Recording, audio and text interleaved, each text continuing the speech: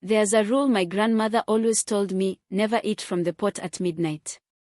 It was one of those age-old warnings passed down from generation to generation, like not whistling at night or never pointing at the moon. I never really believed in those superstitions, but little did I know, breaking this rule would change my life forever. It was a quiet, moonlit night. Everyone in the house was fast asleep, the air still except for the distant chirping of crickets. I lay in bed, stomach growling, unable to stop thinking about the delicious stew my mother had made earlier in the evening. The smell still lingered in the air, rich and tantalizing. My mouth watered just thinking about it. Surely, one bite won't hurt, I thought, creeping out of bed. I tiptoed into the kitchen, careful not to make a sound. The stew sat in its large clay pot, untouched since dinner. The moonlight filtering through the window seemed to bathe it in an almost magical glow, as if it was calling to me. I grabbed a wooden spoon and dipped it into the pot, taking a hearty bite of the stew.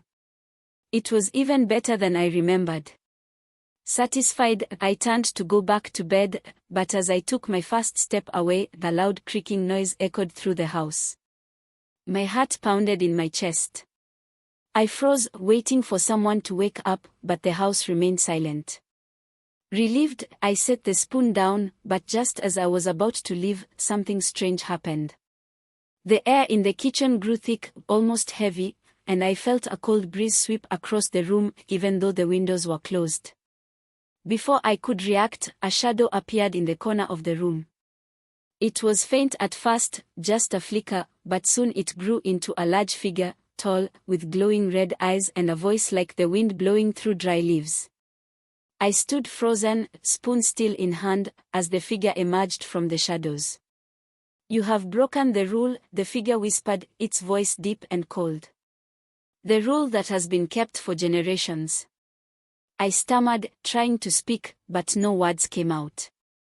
The figure stepped closer, then I realized with a shock that it was the keeper of the pot, the spirit my grandmother had warned me about as a child. She had told me stories of this ancient spirit, guardian of the night, who punished those who dared eat from the pot after dark. I didn't mean to," I finally managed to say, my voice trembling. The keeper's eyes glowed brighter. "Intentions do not matter when rules are broken. You have disrupted the balance." Suddenly, the room began to spin, and I felt a strange sensation creep over my body.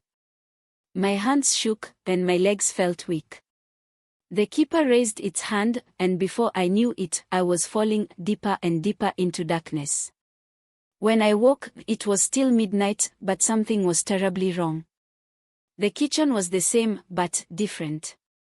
The walls seemed to pulse with a strange energy, and the shadows danced as though they were alive. I tried to stand, but I stumbled and felt an odd weight on my back.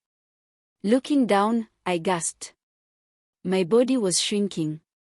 I was no longer myself, I had been transformed into something small, something animal-like. My hands had turned into paws, and I could see fur covering my arms. Panic surged through me as I realized what had happened. I had become a forest creature, punished for my foolishness. Desperate to undo the curse, I stumbled out of the house and into the cold night. The moon hung high in the sky, full and ominous. I could hear the sounds of the forest around me, owl hoots, rustling leaves, and the distant howl of a wolf. Every shadow seemed to move with intent, as if watching my every step. I remembered the stories my grandmother had told me. The only way to lift the curse was to find the Wise One, an ancient creature of the forest who could speak with the spirits. But the Wise One lived deep in the heart of the woods, a place no human dared to go. With no other choice, I journeyed through the forest, my new animal instincts guiding me. Along the way, I encountered other creatures, some helpful, others mischievous. The night was long and perilous, then each step was a reminder of the price I had paid for breaking the rule. After what felt like hours, I finally found the Wise One, a massive owl perched atop an ancient tree, its eyes glowing with wisdom. I approached cautiously, heart pounding in my chest. You seek forgiveness, the owl said without even turning to look at me. But forgiveness must be earned. I nodded, unable to speak. You broke the rule because of pride and greed, the wise one continued. To lift the curse, you must do something selfless. Only then will the keeper release you. The owl's words echoed in my mind as I made my way back through the forest, searching for a way to redeem myself. Along the way, I found a group of smaller animals trapped in a hunter's net.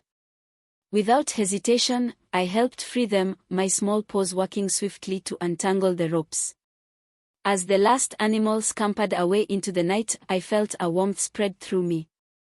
Slowly, my body began to change back.